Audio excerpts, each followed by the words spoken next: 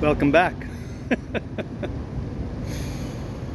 When the clock struck 11, this domestic ball broke up. Mr. and Mrs. Fezziwig took their stations, one on either side the door, and shaking hands with every person individually as he or she went out, wished him or her a Merry Christmas.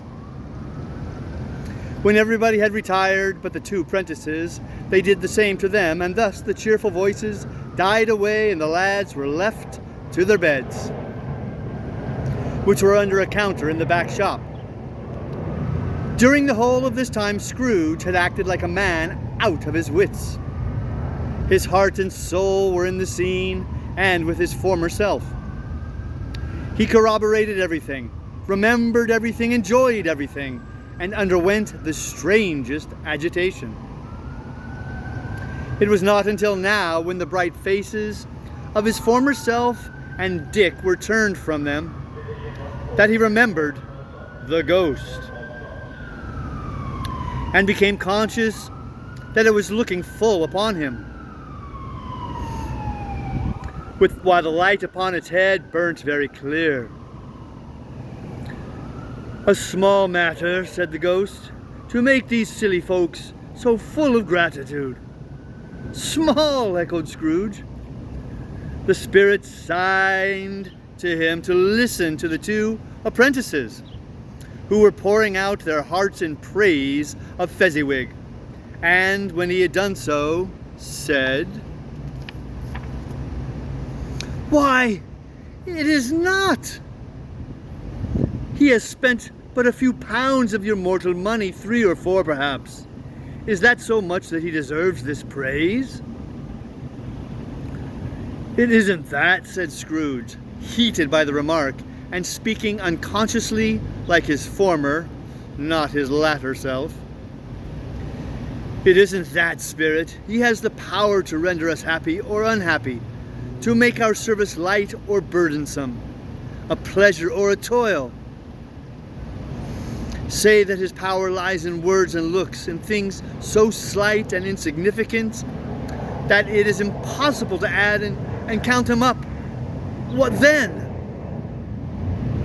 The happiness he gives is quite as great as if it cost a fortune."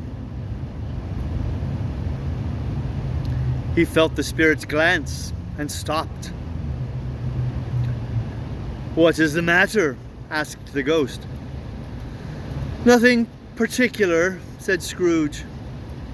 "Something, I think," the ghost insisted. "No," said Scrooge. "No, I should like to be able to say a word or two to my clerk just now. That's all." His former self turned down the lamps as he gave utterance to the wish, and Scrooge and the ghost again stood side by side in the open air. "My time grows short," observed the spirit. "Quick!" This was not addressed to Scrooge, or to anyone whom he could see, but it produced an immediate effect.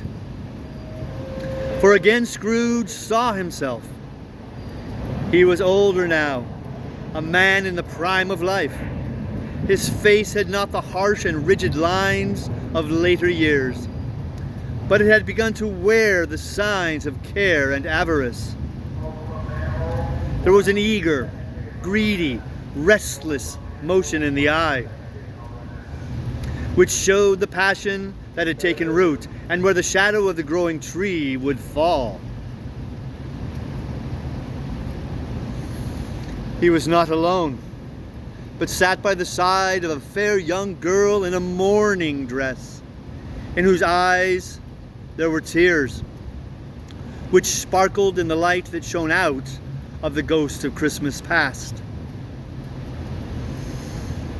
"It matters little," she said softly. "To you, very little. Another idol has displaced me, and if it can cheer and comfort you in time to come, as I would have tried to do, I have no just cause to grieve." "What idol has displaced you?" he rejoined. "A golden one." This is the even-handed dealing of the world, he said. There is nothing on which it is so hard as poverty, and there is nothing it professes to condemn with such severity as the pursuit of wealth. You fear the world too much, she answered gently. All your other hopes have merged into the hope of being beyond the chance of its sordid reproach.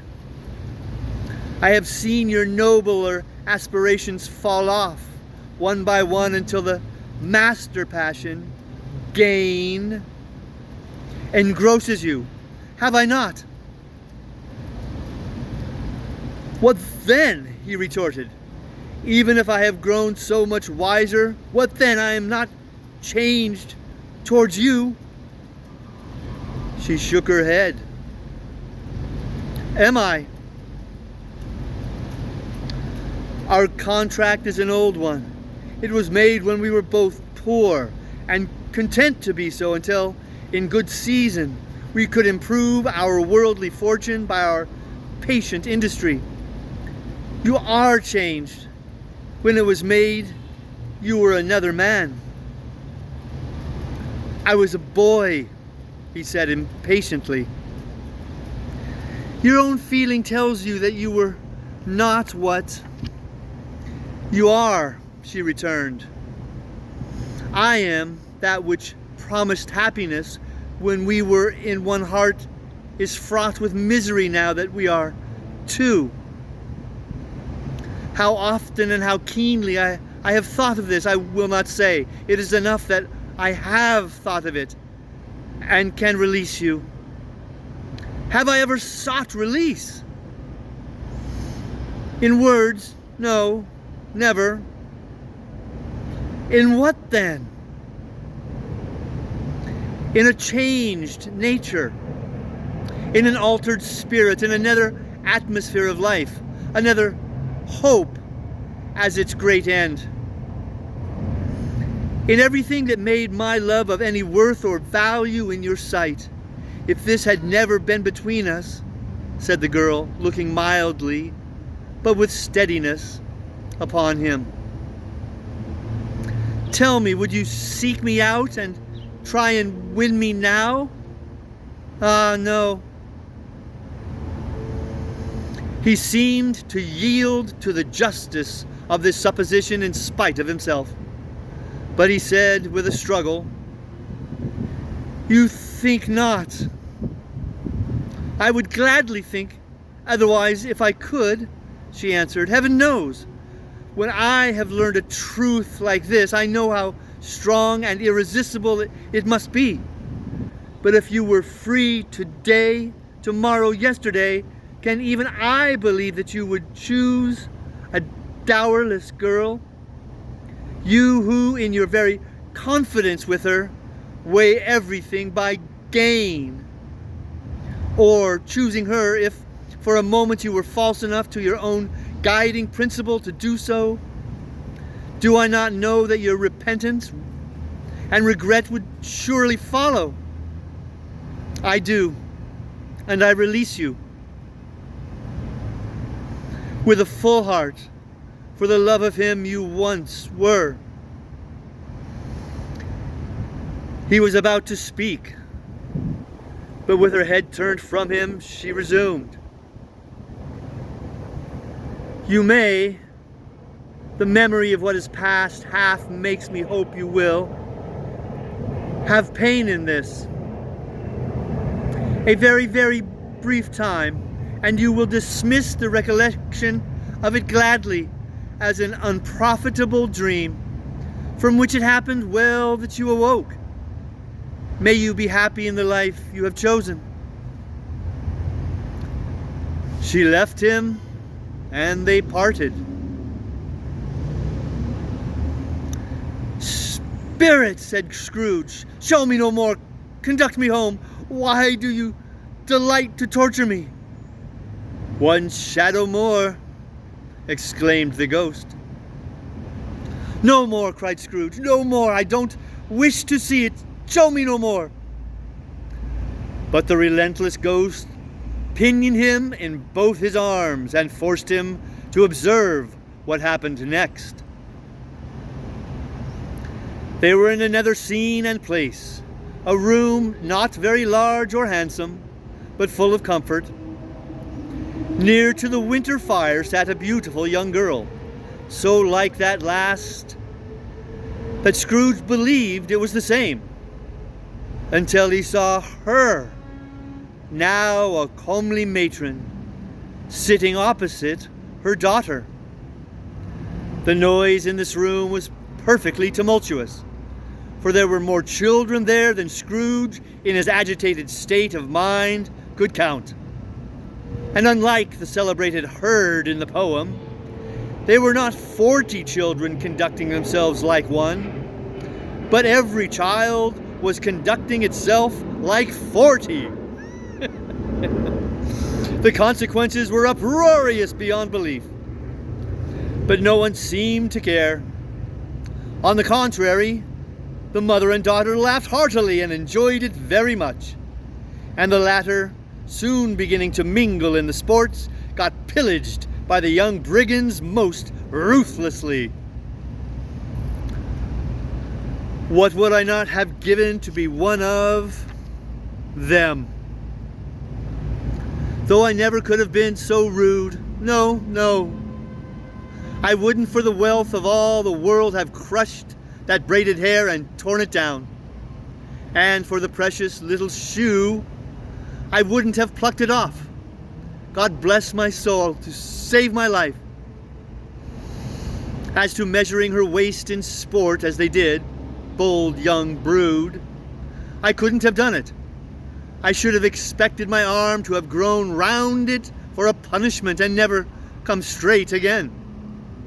And yet I should have dearly liked, I own, to have touched her lips, to have questioned her that she might have opened them, to have looked upon the lashes of her downcast eyes and never raised a blush, to have let loose waves of hair, an inch of which would be a keepsake beyond price. In short, I should have liked, I do confess, to have had the lightest license of a child, and yet to have been man enough to know its value.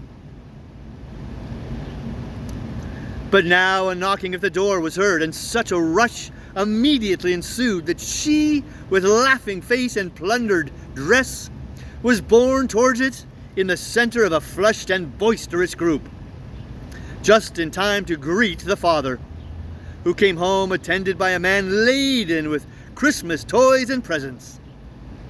Then the shouting and the struggling and the onslaught that was made on the defenseless porter, the scaling him with chairs for ladders to dive into his pockets, despoil him of brown paper parcels, hold on tight by his cravat, hug him round the neck, pummel his back, and kick his legs in irrepressible affection.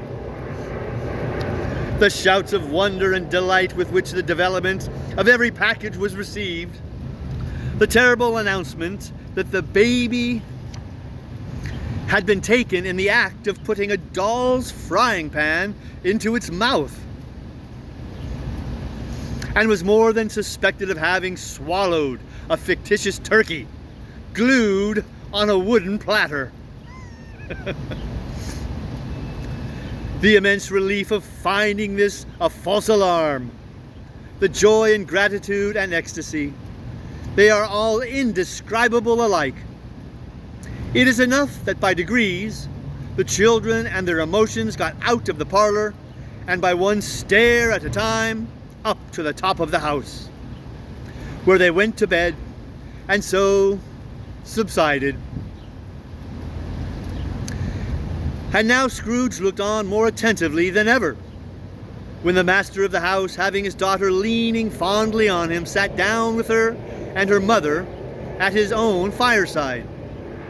And when he thought that such another creature, quite as graceful and as full of promise, might have called him father, and been a springtime in the haggard winter of his life, his sight grew very dim indeed. "Belle," said the husband, turning to his wife with a smile, I saw an old friend of yours this afternoon.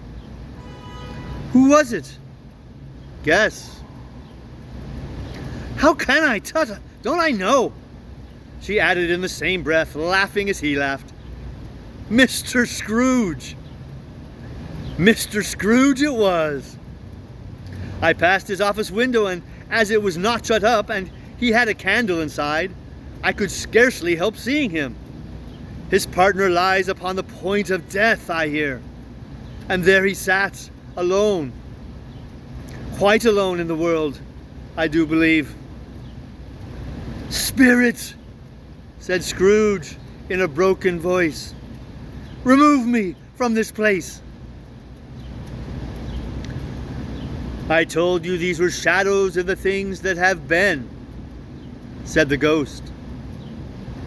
That they are what they are, do not blame me. Remove me, Scrooge exclaimed. I cannot bear it. He turned upon the ghost, and seeing that it looked upon him with a face in which, in some strange way, there were fragments of all the faces it had shown him, wrestled with it. Leave me, take me back, haunt me no longer. In the struggle, if that can be called a struggle in which the ghost, with no visible resistance on its own part, was undisturbed by any effort of its adversary, Scrooge observed that its light was burning high and bright, and dimly connecting that with its influence over him, he seized the extinguisher cap, and by a sudden action pressed it down upon its head. The spirit dropped beneath it, so that the extinguisher covered its whole form. But though Scrooge pressed it down with all his force, he could not hide the light, which streamed from under it in an unbroken flood upon the ground. He was conscious of being exhausted and overcome by an irresistible drowsiness, and further of being in his own bedroom. He gave the cap a parting squeeze in which his hand relaxed, and had barely time to reel to bed before he sank into a heavy sleep.